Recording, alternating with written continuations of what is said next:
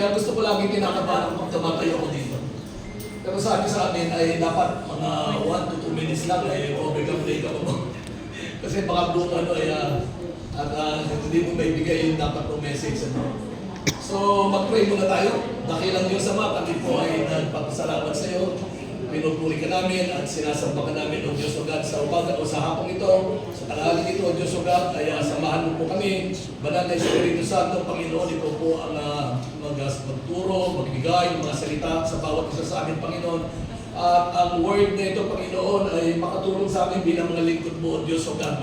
Magpalakas sa amin, sa aming paglilingkod sa iyo, Panginoon, bilang mga pastors, and mga workers, even the workers ng Iglesia, Panginoon. Salamat sa iyo, Panginoon, dito sa Kalamba. O Diyos, ay tunay na pagpapalayo dito, O Diyos o God, sa pangalan ng Panginoon Jesus. At ang kapangyarihan mo ay siyang gumawa at kumilos sa amin sa tanghaling ito. In Jesus' name, Amen. Amen. So, praise God. Ano?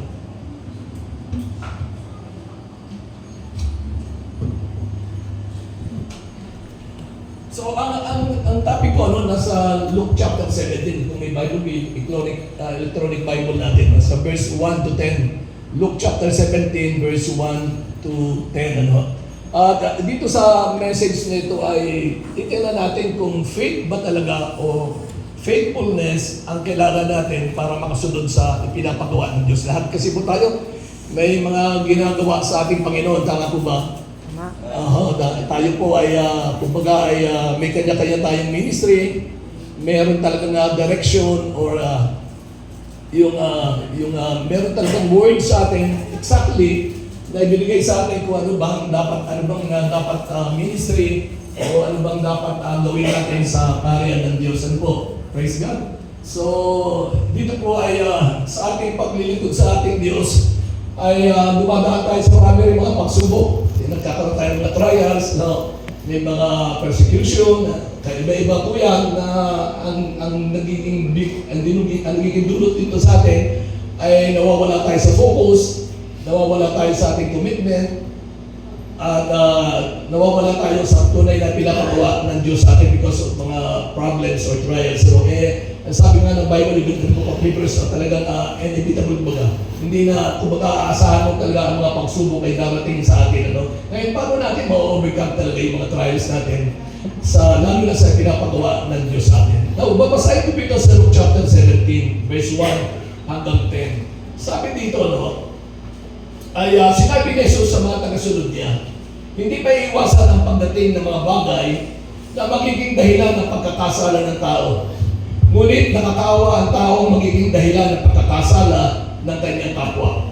Mas mabuti pang talian siya sa leeg ng gilingang bato at itablo sa dagat kaysa siya maging dahilan ng pagkakasala ng isa sa maliliit na ito. Verse 3, Kaya mag-ingat kayo kung magkasala sa iyo ang kapatid mo, pagsabihan mo siya at kung magsisi siya, patawarin mo. Kahit 7 beses pa siyang magkasala sa iyo sa maghapon, kung 7 beses din siya hihingi ng tawad sa iyo, ay patawarin mo. So, ang kausap ni Jesus Christ dito ay mga disciples. Nung marinig ng mga disciples to, sabi nila sa Panginoon, sinabi ng mga apostol sa Panginoon, dagdagan po ninyo ang pananampalataya namin, sabi nila. Sumagot ang Panginoon, itong sagot ng Panginoon, kung may pananampalataya kayong kasing laki lang ng buto ng bustasa, masasabi ninyo sa malaking punong ito, mabulot ka at malipat sa dagat at susundin kayo nito.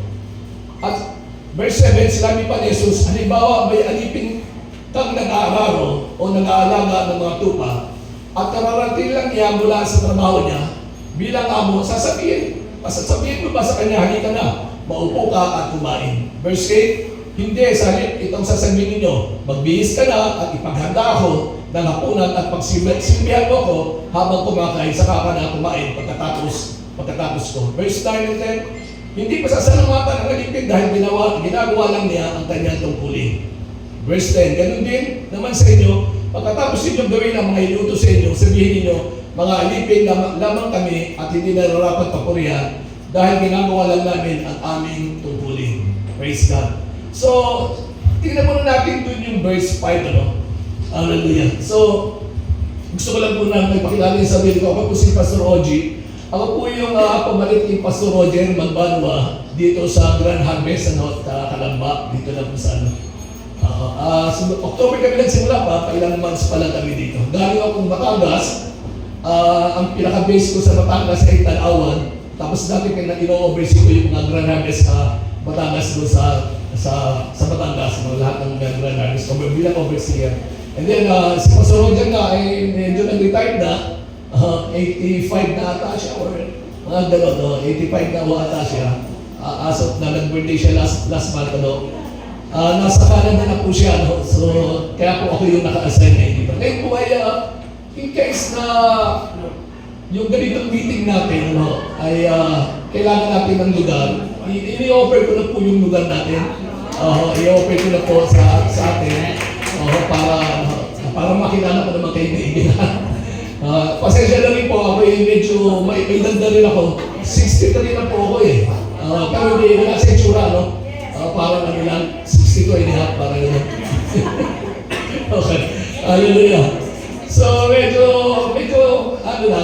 malilimutin ako, pero hindi ko nakakalimutan si Pastor, si Bishop at saka si Pastor Richard. Ito talaga medyo familiar sa akin. Si Pastor Lo, Gold, si Pastor Lo, praise the Lord. Hindi na nagkamali na agad. Okay.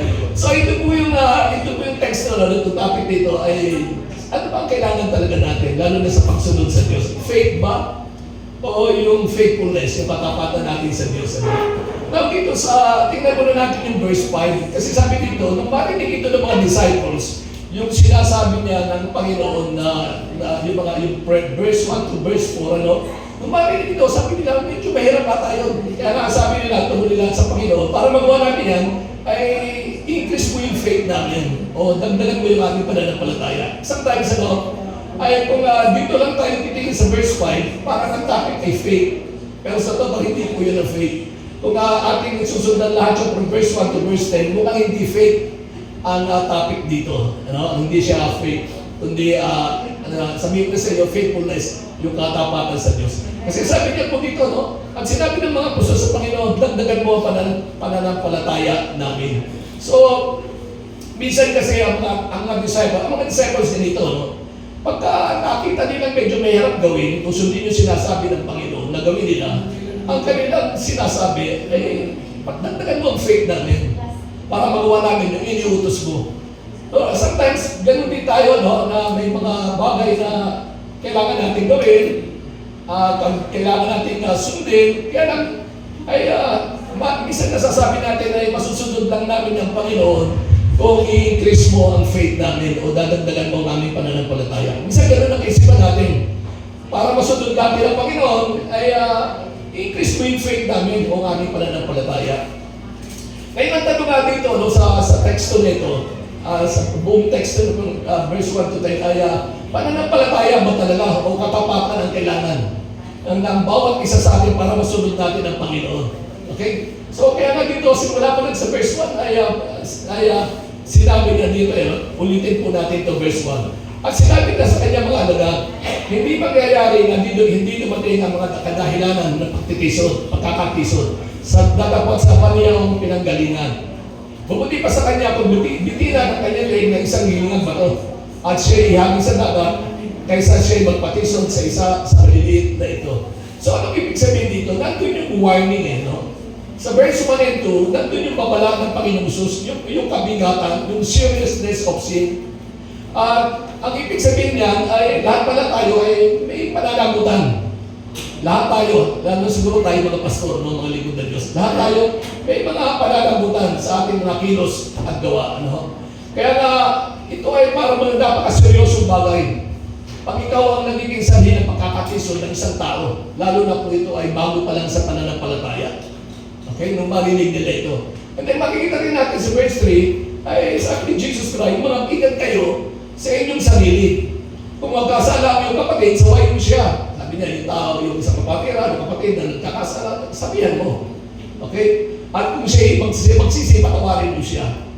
Verse 4, at kung siya makapitong magkasala sa isang araw laban sa iyo, at makapitong pagbalik sa iyo, sasabihin, pinagsisisihan ko, patawarin mo siya.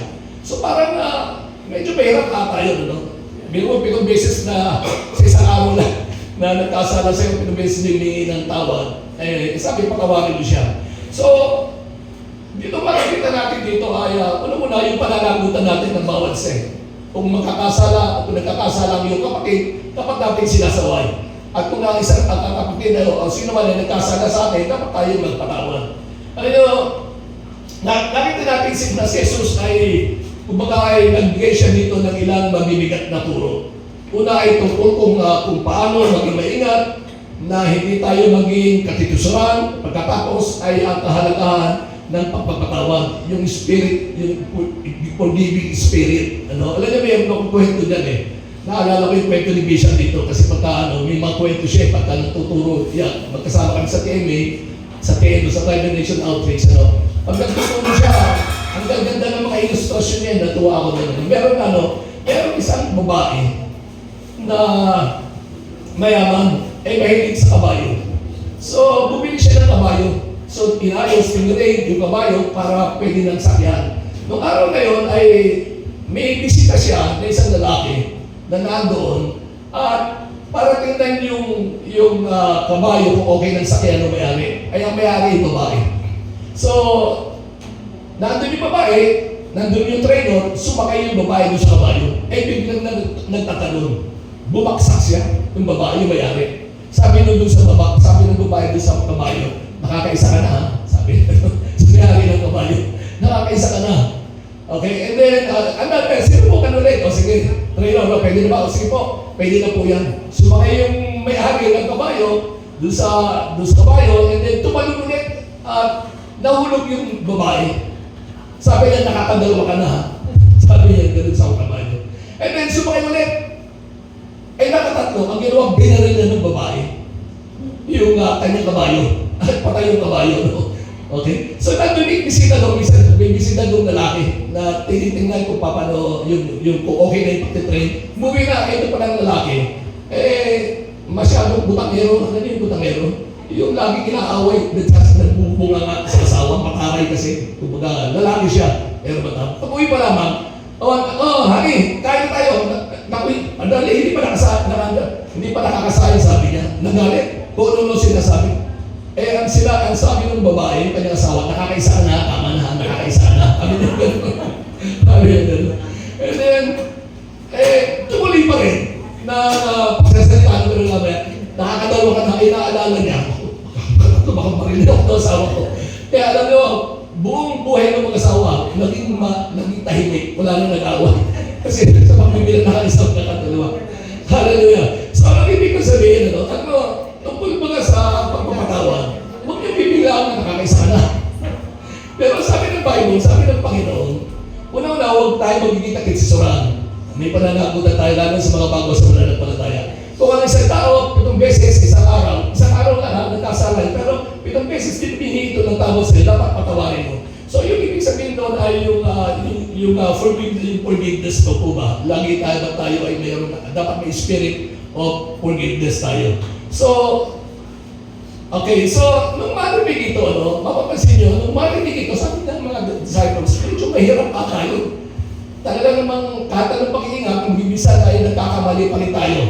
Okay, nakakagawa pa rin tayo mali sa kapwa natin kapatiran, nakakaroon ng kanigiging sanjali tayo ng katitusaran. At ang pangalawa, yung beses napakahirap pa tayo. Narinig nila yun.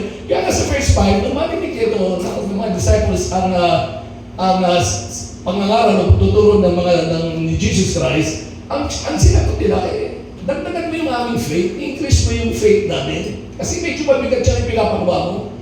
Medyo mabigat siya na inilalagay mo sa aming balita. Okay, sa verse 5 yun, sinabi niya, ay increase mo ang faith namin. Alam niyo, para bang sinasabi nila na hindi namin magagawa ang lahat ng ito, maliban na lang mag-increase natin ang faith natin. Increase mo yung faith natin. Minsan ganun po tayo. Narinig ko na po yun at naging dahilan ko na rin yan sa aking Panginoon. Panginoon, mahirap yung gagawin mo, gagawin ko yun. Maliban na lang na dagdagan mo yung faith ko. Increase mo yung faith ko.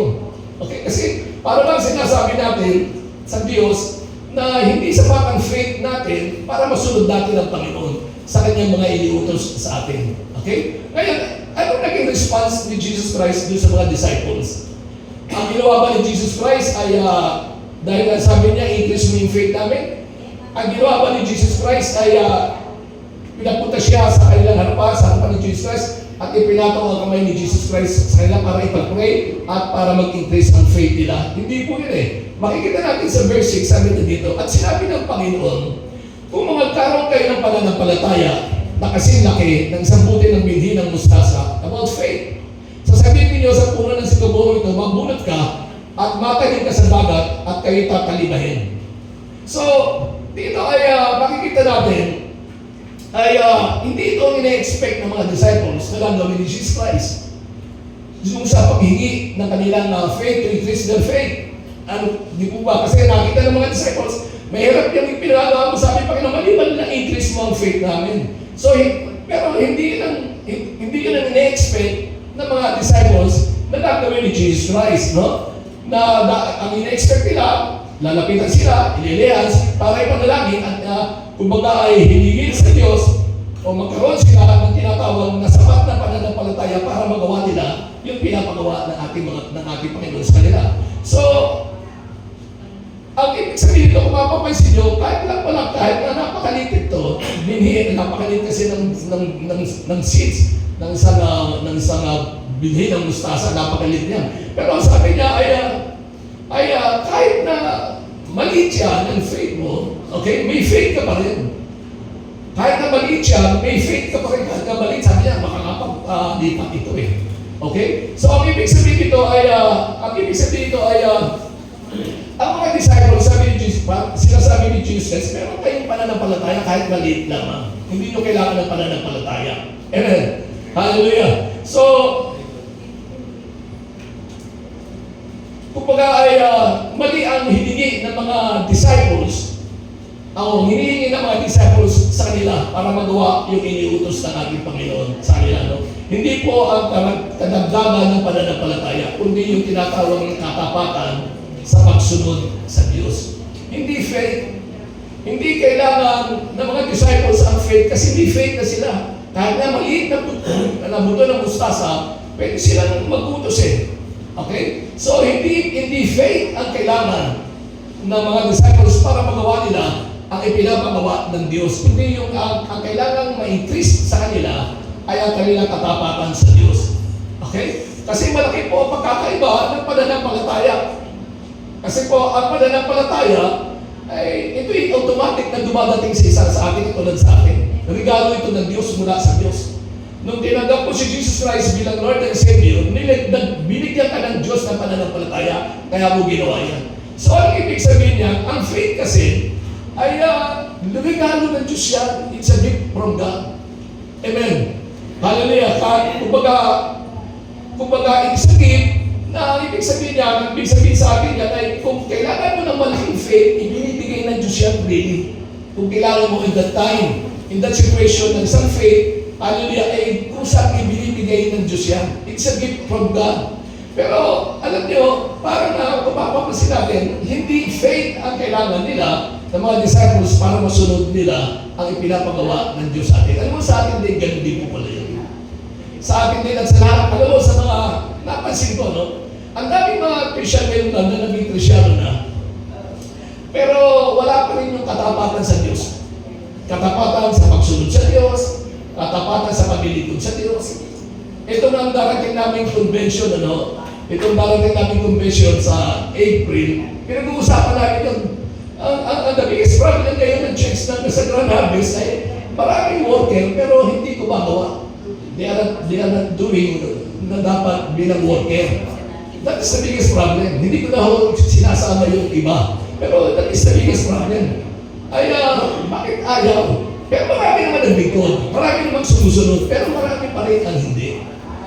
Marami pa rin ang hindi. No? So, kahit na, kumbaga, pero marami na rin kami napuntahan ng mga lugar kasi nga itong ginagawa nating training.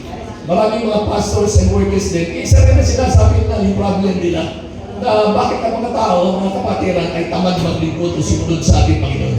Okay? So alam mo, ang nakita ko dyan yung tinatawag na katapatan. Okay? Yung katapatan, hindi pananampalataya. Sa pagsunod sa Diyos, hindi faith and requirements. Kasi ang faith is a gift of God. Ano bang amount na kailangan mo ng faith, hindi bigay ng Diyos yan kasi regalo ng Diyos yan. Ang pagsunod sa Diyos, kailangan ng faithfulness, katapatan. No? Yung, ang katapatan ay ito yung pagtugon sa ating pananampalataya. Ito yung pagtugon.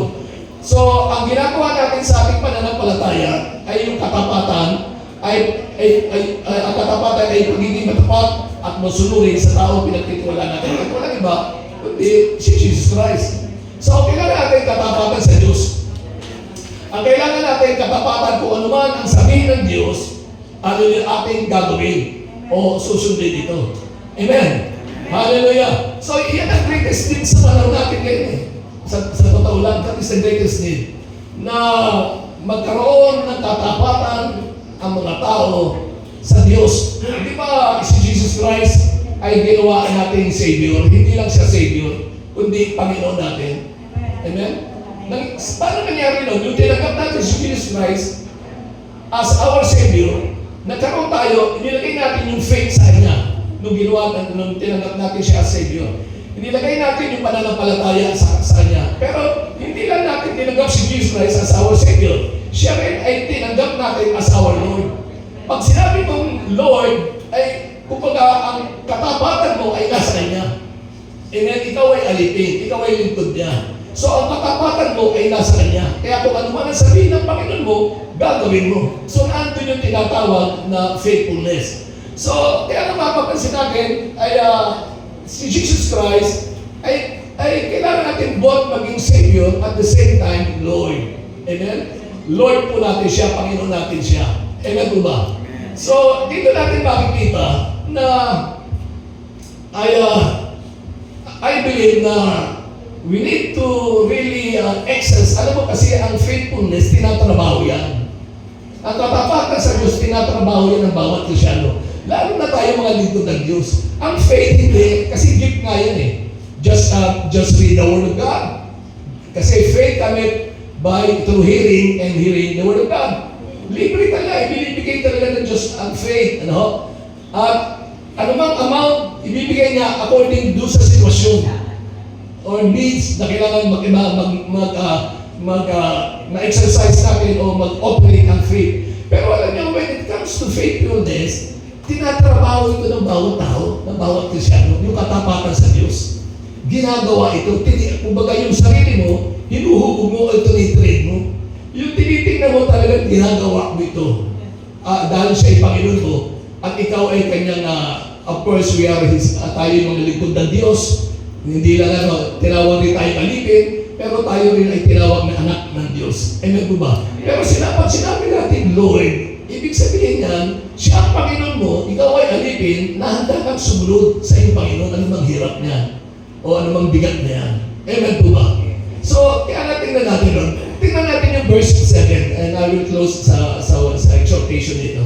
Sa verse 7, sabi niya, dapat sino sa inyo ang may isang alipin, tungkol naman ito sa alipin nag-aararo. Sa verse 7, o nag-aalaga ng mga tupa, na pagbabalik niyan galing sa bukid, ay magsasabi sa kanya, parito ka agad at maupo ka sa dulang ng pagkain. At hindi sasabihin sa kanya, ipaghanda mo ako ng mahapunan at magbilis ka at pagliguran mo ako, hanggang sa ako'y makakain at makainom at saka ka kumain at uminom. Ang sabi sa verse 9, nagpapasalamat baga siya sa alipin sa pagkat ginawa niya o ginawa ang iniutos sa kanya. Pero sabi niya, gayon din naman kayo, pagka nagawa at ninyo ang lahat ng mga bagay na nasa inyo iniutos, inyong sabihin, mga alipin, walang paguluhan kami. Ginawa namin ang katungkulan namin gawin. Ano pong ibig sabihin nito? Kapag tayo ay matapat na sumusunod sa Diyos, hindi tayo binibigyan ng medal o reward o medal. We don't need to expect a reward. Alam mo, may natatandaan ako doon sa isang lesson doon sa ating sa TMA, yung eternal judgment. Doon ay pinaliwanag na mayroong great white throne judgment. Ito ay yung great white throne judgment, lahat naman Kristyano haharap doon para bigyan ng gantimpala. At iyon ay mga crowns. Okay? Pero marireceive mo lang ang gantimpalang yun pagka ang work done, yung work na yung paglilingkod mo ay done in God's will, done in God's power, and done in God's honor or glory. Very ano yan. Sa paglilingkod natin, tatlo lang ang susi niya para ma-reward tayo. Ang reward ay, kasi lahat tayo dadaan sa mata ng Diyos. Kung ikaw ay gold, silver, o precious stone ang mga word mo, magkakaroon ka ng reward. Maraming crowns na ibibigay, yung mga crowns na ibibigay. Pero hindi para sa iyo yan. Kasi pag punta mo sa langit, ito yung iaalay mo sa panan ni Jesus Christ. Okay? Kaya nga dapat meron tayong reward. Baka may wala kang crown, wala kang may aalay sa panan ni Jesus Christ. Pero kung ang mga unbeliever naman ay sa judgment seat of Christ, okay? Pero may mga believer din na, pero ligtas sila. Okay? Mga believer ligtas sila. Pero ang problema ay nung dumaan sa mata ni Jesus Christ, yung kanilang mahuwi, yung kanilang panglilingkod, eh puro kahoy lang, dahon, at dayami. Nung dumaan sa mata ng fire, dahil sa fire, nasunog lang ito at wala silang reward. Pero ligtas sila. Pero sabi nga, at least ligtas naman. Wala kang may offer sa feet ni Jesus Christ. Pero sa judgment seat of Christ, ay of course, mga unbeliever yan. Mga unbeliever yan, nakatulan yan sa apoy. Pero alam mo, kailangan pala kung gusto mo sa paglilingkod natin sa Diyos, para magkaroon tayo ng reward, magkakaroon tayo ng crown, dapat yung ating ginagawa, paglilingkod sa Diyos, ginagawa natin ayon sa kalooban ng Diyos. Ginagawa natin ayon sa kapangyarihan ng Diyos. Kaya nga, we need the baptism of the Holy Spirit. Kasi it's not by might, not by power, but by the Spirit. Lakas kapangyarihan, the ability natin. And then dapat done in God's glory. And ano ba? Done in God's glory. So, dapat ay makita natin ang paglilingkod natin ay hindi para yung katapatan natin sa pagsunod sa Diyos ay hindi tayo naghahagad-agad ng daan. Ang faithfulness kasi job description natin yan. Yan ay part ng job description ng mga Krisyano. Tayong lahat na naglilingkod sa Diyos. Ang faithfulness is merely part of our job description. Kaya nga inaasahan na ng Diyos ang katapatan natin. Kasi ang servant is expected to serve. Amen? Ang Krisyano kasi servant siya. So, in-expect na talaga tayo ay naglilingkod na may katapatan sa Diyos. Sumusunod na may katapatan sa Diyos. Amen po ba? So, napansin ko dyan, ang most spiritual mature ay yung mga taong faithful sa Diyos. Pero yung hindi faithful, medyo hindi sila mature spiritually. Nag-mature lang sa edad. So, hindi Krisyano. Pero hindi sila nag-mature spiritually. Why? Kasi hindi naging faithful sa Diyos. At ang mga faithful sa Diyos, sila mabilis lumago sa Panginoon. Yung sumusunod sa Panginoon, sila yung mabilis na lumalago sa pananampalataya. Kaysa isang Krisyano ang tagal na pero hindi naman sumusunod, sila pa rin baby Krisyano at ampuhin pa rin. Pag hindi mo napansin, magagalit mo tatampo, sasama ng loob. Pero yung bago pa lamang, nakakita na ako, bago pa lamang, kabubunagin pa lamang, pumasok na sa cell room, talagang naging active. Ilang months lang, talagang nag-share na ng word of God sa cell room nila, hanggang sa pinagkatiwalaan na ng cell leader na humawak ng another cell room. Kasi yung faithfulness, yung katapatan niya, sabi niya, bakit abilis ng paglulo mo? Kaysa sa akin, 3 taon na ako, 4 taon na ako, bunagin na sa cell room, pero hindi pa ako nabibigyan ng pagkakataon because of faithfulness. Kasi yun na nga po, ang most spiritual mature are those people who are being faithful to God. Pag faithful sa Diyos, talaga ay mabilis.